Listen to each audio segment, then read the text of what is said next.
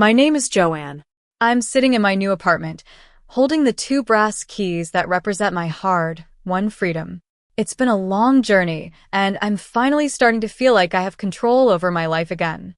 But it all started with a phone call that turned my world upside down. I remember that day like it was yesterday.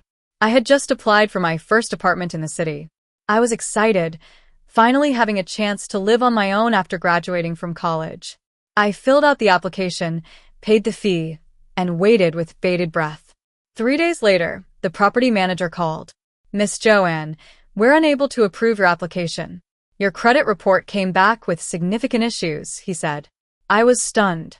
I had never opened a credit card, never taken out a loan. I paid for everything in cash, just like my parents had taught me. I asked him what kind of issues, and he told me to pull my credit report. That was the moment my life changed forever. I went home and opened my laptop. I typed in my name, social security number, and date of birth on annual credit report. Come. When the report loaded, I couldn't believe my eyes. There were 6 credit card accounts, a vehicle loan for $28,000, 2 utility accounts, a business line of credit, 7 collection items, and 2 civil judgments. The total outstanding debt was $341,227. I grew up in a small town called Rosewood. My mother, Emily, was a schoolteacher, and my father, Henry, worked at a local factory. My older brother, Jake, was the star of the family. He was on the football team, popular at school, and always got the attention. I was the quiet one, more interested in books and numbers. I got a partial scholarship to the local university and worked 3 part-time jobs to pay for the rest. My parents never talked about money directly. My mother would say things like, "We're a bit tight this month," while sorting through bills. My father would just nod and go about his business. I never thought much about it. I trusted them. Jake got everything he wanted.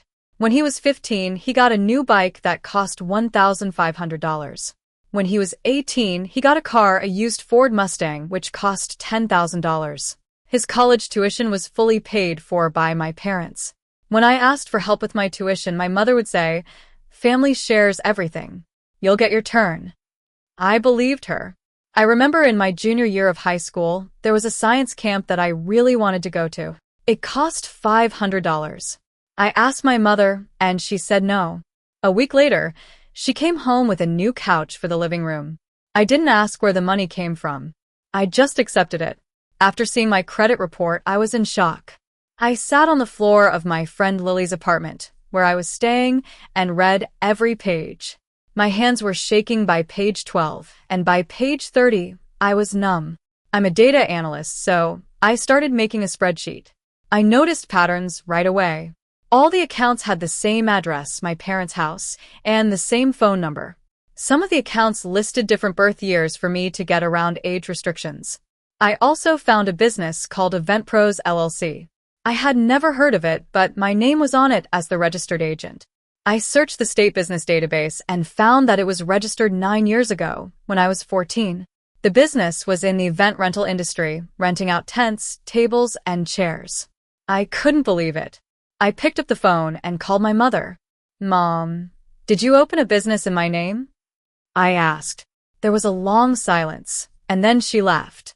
"Joanne, family shares everything.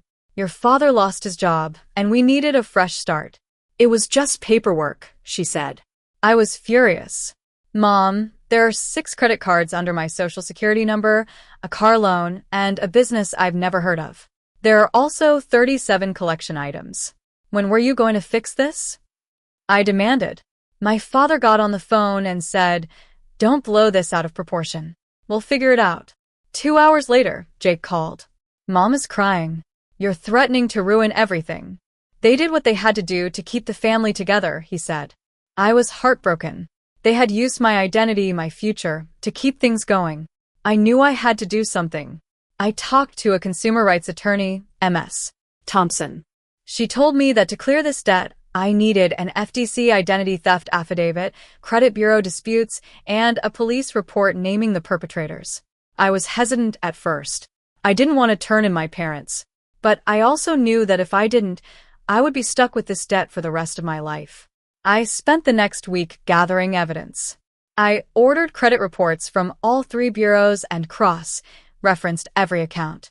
I found that my mother had opened 6 personal credit cards under my name, each using a different birth year. I also discovered that the car loan was for a 2019 Ford Explorer that my mother was driving. I called Jake and asked him if he knew about the business.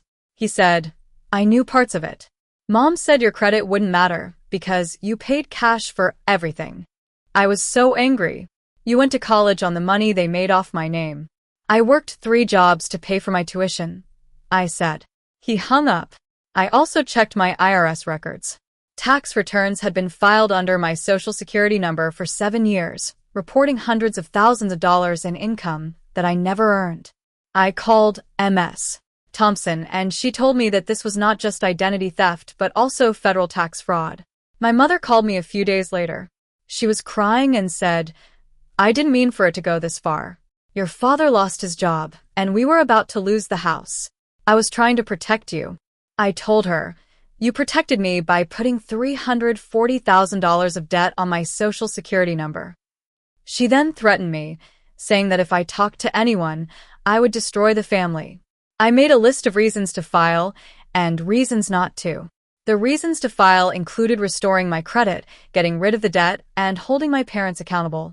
The reasons not to included my parents going to prison, my brother hating me, and the family splitting apart. I decided to go home to Rosewood.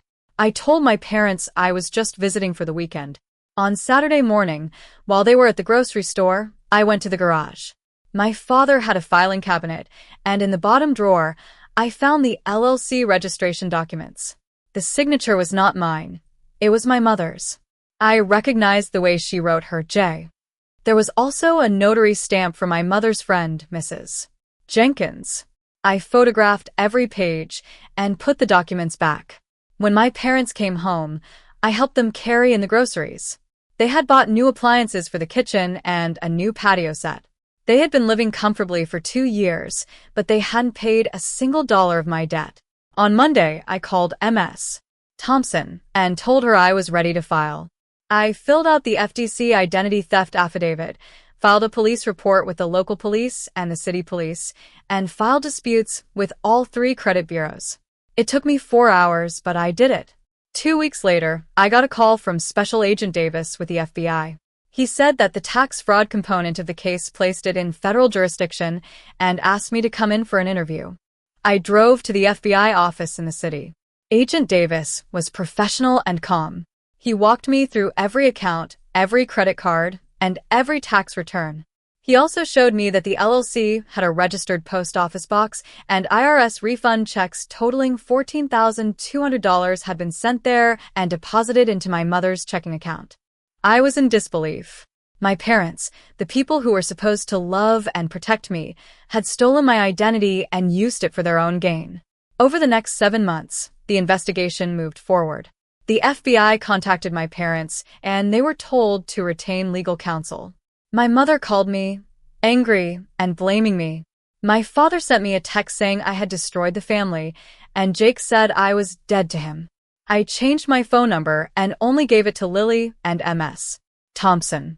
Agent Davis kept me updated on the case.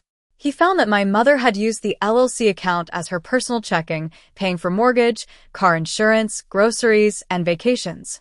She had also split large withdrawals into smaller ones to avoid triggering a currency transaction report, which was another federal crime. In March, the grand jury issued indictments. My mother faced 11 counts, including identity theft of a minor, tax fraud, mail fraud, wire fraud, and structuring. My father faced 6 counts of conspiracy. Jake faced 2 counts of accessory after the fact, and Mrs. Jenkins faced 3 counts of conspiracy and false notarization. I didn't attend the sentencing hearings. I didn't need to see my mother in a courtroom. In the end, my mother pleaded guilty to identity theft of a minor and 2 counts of tax fraud. She was sentenced to 30 months in a federal correctional facility, 3 years of supervised release, and had to pay restitution of $341,227. My father pleaded guilty to conspiracy to commit identity theft and 1 count of filing false documents. He was sentenced to 18 months in prison and 2 years of supervised release, with joint restitution with my mother.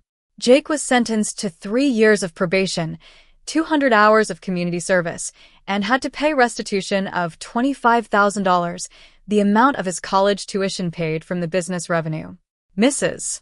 Jenkins was sentenced to 2 years of probation, and her notary license was revoked. 14 months after I filed, the credit bureau disputes were processed, and the fraudulent accounts were removed from my reports. My credit score slowly started to climb. 6 months after the sentencing, I applied for an apartment again. This time, I was approved. I now check my credit report every month. I make sure that everything is in order. I've learned that family doesn't get to share what they never asked permission to take. I may have lost my family in the process, but I've gained my financial freedom and peace of mind.